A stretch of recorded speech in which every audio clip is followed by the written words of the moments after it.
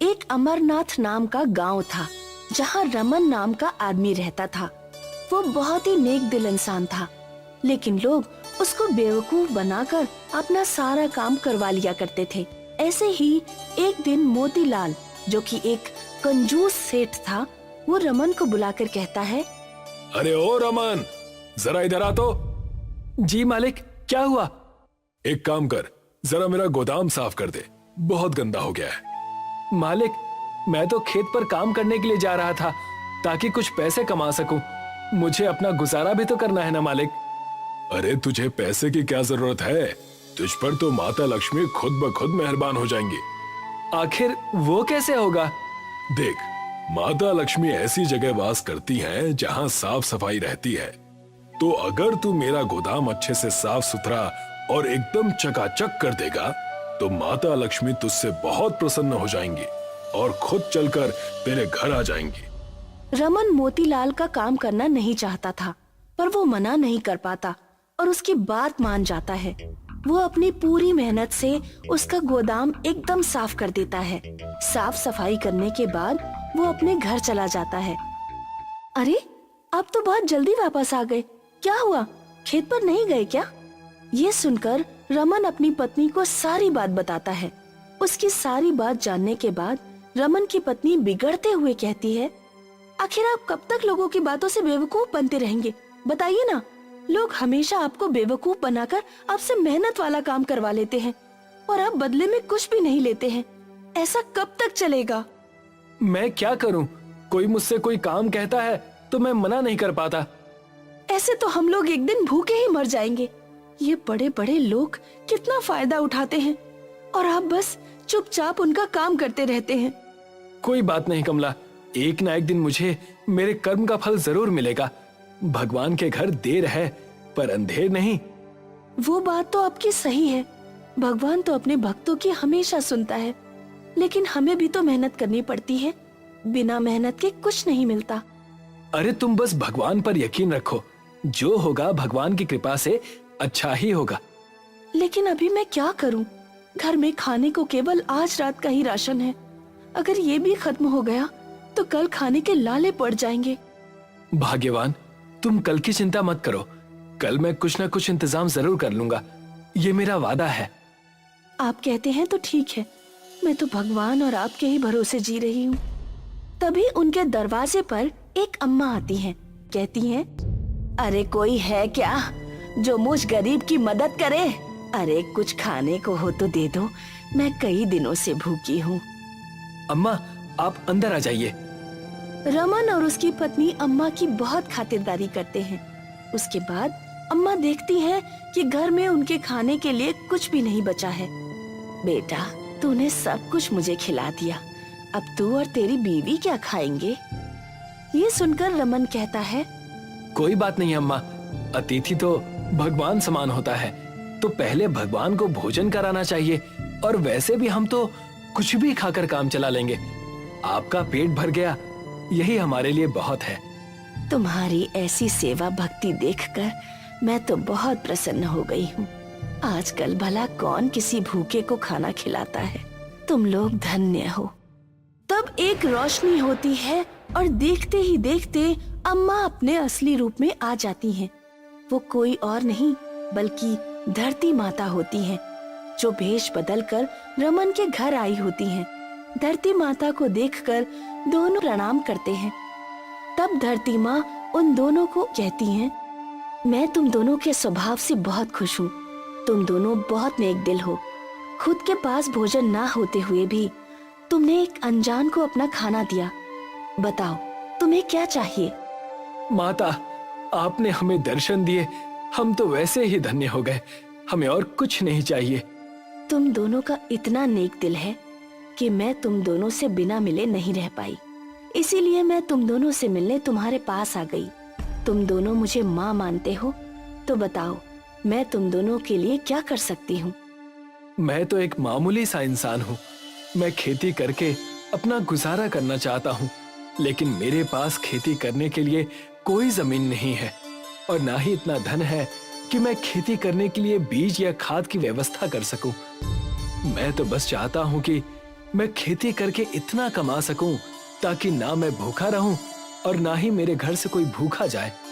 ये सुनकर धरती माँ बहुत खुश हो जाती हैं और रमन को एक मंत्र बताती हैं।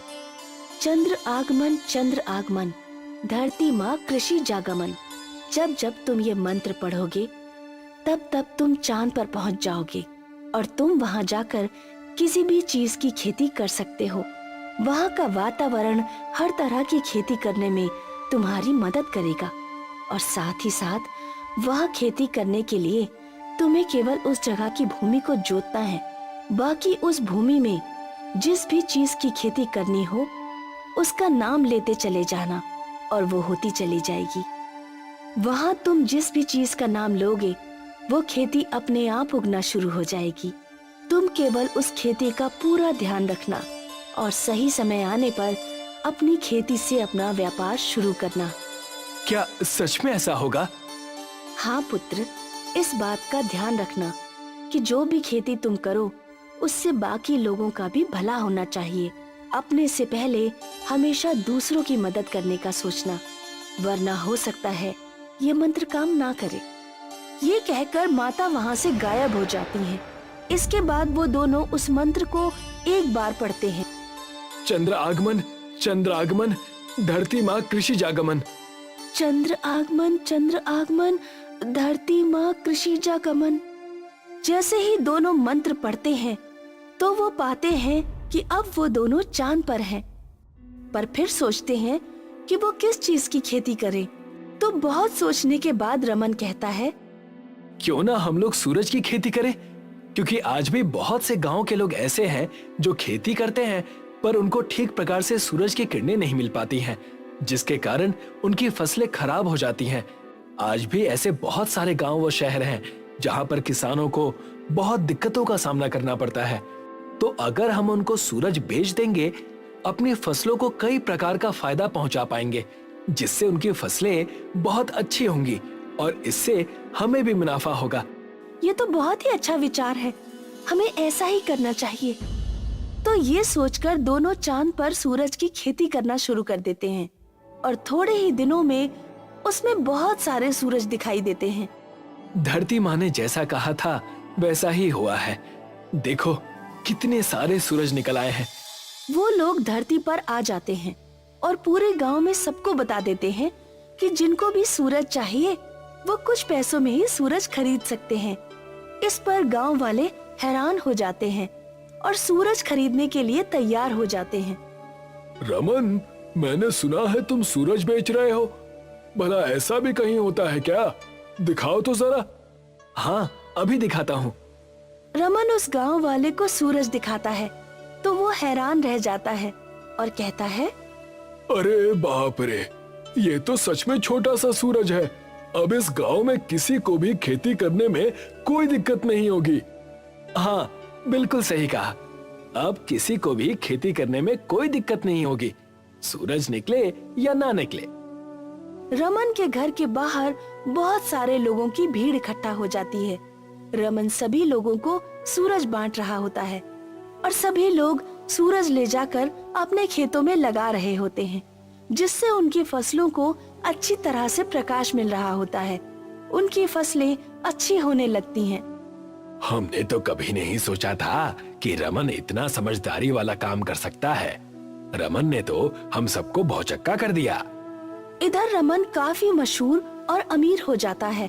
उसके पास बहुत सारा धन होता है। अब ये सब मोतीलाल को भी पता चलता है। मोतीलाल ये सब देखकर बहुत जलने लगता है। ये 2 कौड़ी के रमन ने ऐसा कौन सा काम किया है जो इतना मशहूर और अमीर हो गया? इसके यहाँ किसी को भेजकर पता लगाना होगा। वो अपने एक आदमी को रमन के यहाँ नौकरी पर लगवा देता है।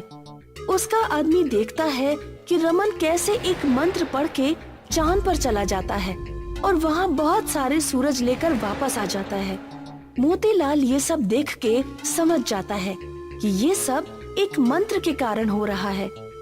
अगर ये मंत्र मुझे पता चल जाए तो मैं भी चांद पर जाकर सूरज की खेती के साथ और अनेक खेती कर सकूंगा, जिसके बाद मैं रमन से कहीं ज्यादा मुनाफा कमा सकूंगा। और बहुत अमीर हो जाऊंगा। इस 2 कौड़ी के रमन को कोई हक नहीं है इतना अमीर होने का। मोतीलाल ये सब सोच करके रमन के घर के बाहर चुपचाप देख रहा होता है कि रमन कौन सा मंत्र पढ़ रहा है।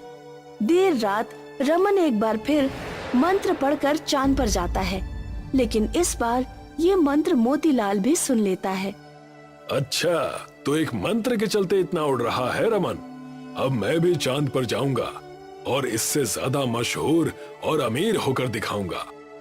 मोतीलाल वही मंत्र पढ़ता है जिससे वो भी चांद पर पहुंच जाता है और वो देखता है कि उसके आसपास बहुत सारे सूरज की खेती हो रही है। अब मैं हीरे की खेती करूंगा और रमन से कहीं ज्यादा अमीर बन जाऊंगा। मोतीलाल एक अलग सी जगह ढूंढता है। उस जगह जाकर वो हीरे की खेती करना शुरू कर देता है। फिर आखिरकार कई दिनों की मेहनत के बाद वहाँ पर हीरों का खेत बहुत बढ़िया हो जाता है। अपने हीरों की फसल को लहलहाता देखकर मोतीलाल मन ही मन बहुत खुश हो रहा होता है। अरे वाह, अब तो मेरे पास हीरो का खेत हो गया। अब देखो मैं कितना अमीर हो गया। मैं दुनिया में जो चाहूं वो खरीद सकता हूं। चलो अब धरती पर चलकर इसे लोगों को बेचने के लिए कहीं घूमता हूं। इतना कहकर मोतीलाल वो मंत्र पढ़ता है, पर वो मंत्र कुछ भी काम नहीं करता। ये देख के मोतीलाल बहुत डर जाता है। अरे ये क्या हो रहा है? ये मंत्र काम क्यों नहीं कर रहा है? ऐसे तो मैं यहीं चांद पर फंसा रह जाऊंगा। चांद पर मोतीलाल को सबक मिल चुका था कि आधी अधूरी जानकारी कितनी खतरनाक हो सकती है, लेकिन अब वो कर भी क्या सकता था। वो रोने लगता है। तभी अचानक से चांद पर धरती माता को देख के मोतीलाल उनके पैरों में गिर जाता है। तब धरती माँ उससे कहती हैं, ये तुम्हारा लालच है जिसने तुम्हें यहाँ चांद पर फंसा दिया है। अगर तुमने लालच नहीं किया होता तो तुम अभी आराम से अपने घर पर बैठे होते। माता, मुझे क्षमा कर दीजिए। मुझे नहीं पता था कि मेरा लालच मुझे यहाँ पर लाकर फंसा देगा, और मैं आज के बाद कभी भी लालच नहीं करूंगा। हमेशा लोगों की मदद करूंगा। धरती माँ उसकी बातों को मान लेती हैं और उसे माफ कर देती हैं। वो उसे धरती पर वापस ले आती हैं। मोतीलाल रमन के पास जाकर अपने किए की माफी मांगता है। रमन उसे माफ कर देता है। उसके बाद दोनों मिलकर गरीब लोगों के लिए खेती करना आसान बनाने की कोशिश करने लगते हैं। उनके गांव का बहुत अच्छे से विकास होने लगता है और अमरनाथ धीरे धीरे बहुत प्रसिद्ध हो जाता है। सीताराम गांव में आलू टिक्की और गोलगप्पे बेचता था। उसकी आलू टिक्की और गोलगप्पे दूर दूर तक फेमस थे। आइए आइए, गरम गरम आलू टिक्की और ठंडे ठंडे गोलगप्पों का मजा लीजिए। आइए आइए। सीताराम के 2 बेटे थे, मालू और चमन। मालू जहाँ मेहनती और ईमानदार था, वहीं चमन आलसी और चालाक था। मालू और चमन, बाजार चले जाओ। आलू की बोरी और बतासे खरीद कर ले आना। पिताजी, आज मेरा पेट ठीक नहीं है। पेट में बहुत दर्द हो रहा है। मालू, तू बाजार जा और सामान खरीद कर ले आ। कुछ साल बाद जब सीताराम बूढ़ा और बीमार हो गया तो कारोबार के बंटवारे की बात आई। सीताराम ने आलू टिक्की का कारोबार मालू को सौंप दिया और गोलगप्पे का कारोबार चमन को सौंप दिया। मालू और चमन, मेरे लिए तुम दोनों एक समान हो, इसलिए मैंने कारोबार के बंटवारे में कोई भेदभाव नहीं किया है। तुम दोनों अपना अपना कारोबार खूब मन लगा कर करना। मेरी इच्छा है बेटों कि मैं तुम दोनों की शादी एक साथ एक मंडप में ही करूं। जैसी आपकी आज्ञा पिताजी। दोनों बेटों मालू और चमन की शादी तय कर दी गई। मालू की बहू का नाम पुष्पा था और चमन की बहू का नाम विमला। मालू ने अपनी आलू टिक्की की दुकान संभालनी शुरू कर दी। उधर चमन घर पर आराम करता या दोस्तों से गप्पे लड़ाता और उसकी पत्नी गोलगप्पों की दुकान संभालती। आलसी चमन भले ही दुकान पर काम ना करता हो, लेकिन दूसरों की जमीन जायदाद हड़पने के मामले में उसका दिमाग बहुत तेज चलता था। चमन मालू का कारोबार हड़पने के बारे में सोचने लगा। इस मामले में उसकी पत्नी ने भी उसका साथ दिया। किसी तरह मालू की आलू टिक्की का धंधा हमारे हाथ लग जाए तो मजा ही आ जाए। बैठे बैठे दिमाग ही चलाते रहोगे या कुछ करोगे भी? चमन को पता था कि मालू हर रोज सुबह आलू की बोरी लेने मोटरसाइकिल से बाजार जाता है। चमन ने एक रात चुपचाप मोटरसाइकिल के ब्रेक्स फेल कर दिए। अगले दिन मालू तेज स्पीड में गाड़ी चला रहा था। ब्रेक्स नहीं लगे और उसका एक्सीडेंट हो गया। इसी समय चमन ने मालू की दुकान को अपने कब्जे में ले लिया। मालू की बहू पुष्पा हॉस्पिटल में व्यस्त रह गई। वो कोर्ट कचहरी के चक्कर कहाँ से लगाती। पुष्पा ने अपने ससुर से कहा, पिताजी, आप एक बार चमन भाई साहब से कह दीजिए कि वे हमारी दुकान छोड़ दें। मैं हॉस्पिटल में अपने पति को संभालूं या चमन भाई साहब पर केस ठोककर कोर्ट कचहरी के चक्कर लगाऊं। मालू के इलाज के लिए डॉक्टर ने 1 लाख रुपए मांगे हैं। मैं उनका इंतजाम नहीं कर पा रही हूँ। चमन मेरी एक नहीं सुनता बेटी। मैंने उसे बहुत समझाया पर वो मेरे हाथ से निकल चुका है।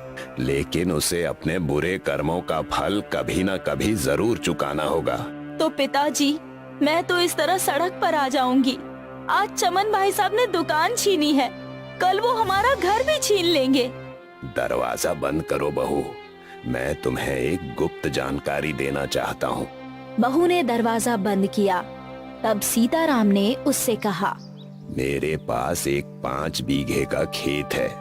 ये खेत मैंने ऐसे ही समय के लिए बचा कर रखा था। मैंने अपनी वसीयत में वो 5 बीघा खेत तुम्हारे नाम कर दिया है। तुम चाहो तो वहीं पर झोपड़ी डालकर भी रह सकती हो। सीताराम ने पुष्पा बहू को खेत का पता बता दिया। ये एक गोभी का खेत था। चमन को कुछ पता ना लगे, इसलिए पुष्पा चुपचाप ही कुछ सामान लेकर खेत पर चली गई। पुष्पा बहुत मेहनत से गोभी की फसल उगाने लगी। बाकी समय हॉस्पिटल में जाकर अपने पति की देखभाल करती। वैसे तो पुष्पा के खेत की गोभी शहर की मंडी में जाती थी और फिर लोगों के पास जाती थी। लेकिन धीरे धीरे शहर से लोग सीधे गोभी लेने पुष्पा के पास आने लगे। बहन जी, आपके खेत की गोभी बहुत स्वादिष्ट बनती है। मुझे 5 किलो गोभी दे दीजिए। 10 किलो गोभी मुझे भी चाहिए और 10 किलो कल लेने आऊंगा। तैयार रखिएगा। शहर से आए लोगों की वजह से पुष्पा की अच्छी कमाई होने लगी। अगर इसी तरह कमाई होती रही तो मैं 1 लाख रुपए इकट्ठे कर लूंगी। फिर मेरे पति का इलाज हो जाएगा। एक दिन पुष्पा जब सुबह सुबह अपने खेत पर गई तो वहाँ एक विशाल राक्षस मौजूद था। मैं चंद्रमा से आया हूँ। सुना है तुम्हारी गोभी बहुत स्वादिष्ट होती है। तुम मुझे और मेरे भाइयों को गोभी बनाकर खिलाओ। मेरे पास तुम्हें गोभी बनाकर खिलाने का टाइम नहीं है। यहाँ से चले जाओ। मैं जो ऑर्डर देता हूँ उसे पूरा करना होता है। राक्षस ने पुष्पा के खेत की 10 किलो गोभी और पुष्पा को उठाया और उड़ाकर चंद्रमा पर ले गया। पुष्पा ने देखा चंद्रमा पर और भी राक्षस मौजूद है। जल्दी से गोभी की सब्जी और पूड़ियाँ बनाओ।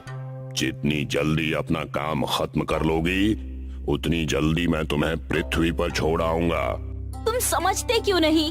पृथ्वी पर मेरे पति बीमार हैं। ज्यादा बकबक मत करो, जल्दी से ऑर्डर पूरा करो। पुष्पा ने मजबूरी में गोभी की सब्जी और पूरियां तैयार की। राक्षसों ने खूब छक कर खाया। वाह बेटी पुष्पा, मजा आ गया। तेरी गोभी वाकई बहुत स्वादिष्ट है। हम राक्षस लोग मिलकर तुझे कुछ देना चाहते हैं। राक्षसों ने पुष्पा को एक जादुई दीवार और चांद पर जमीन का एक टुकड़ा दिया। इस दीवार में घुसकर तुम चांद पर जा सकती हो।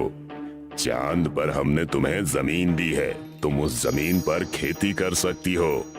हमारे पास ढेर सारा सोना भी है, तुम चाहो तो सोना ले जा सकती हो। पुष्पा ने सोना लेने से इनकार कर दिया। मैं सिर्फ अपनी मेहनत की कमाई खाती हूँ।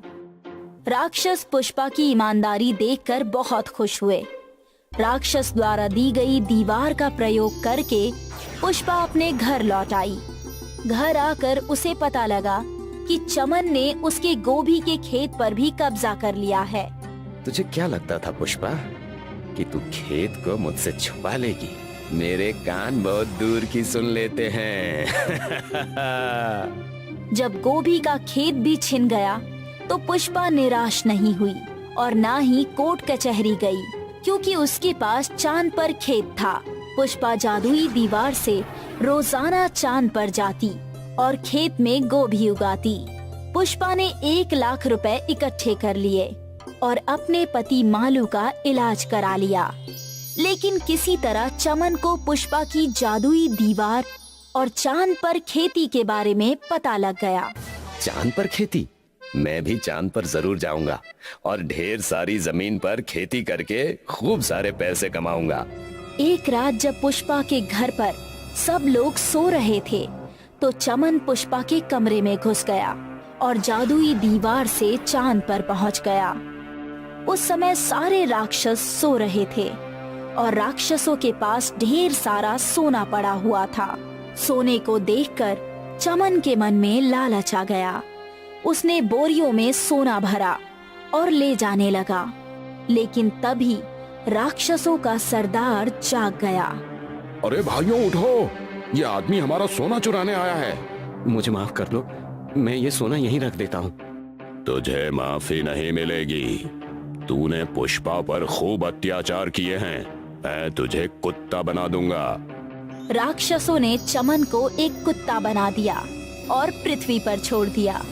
चमन कुत्ते के रूप में जब घर पहुंचा तो उसकी बीवी ने उसे डंडा मारकर घर से बाहर भगा दिया।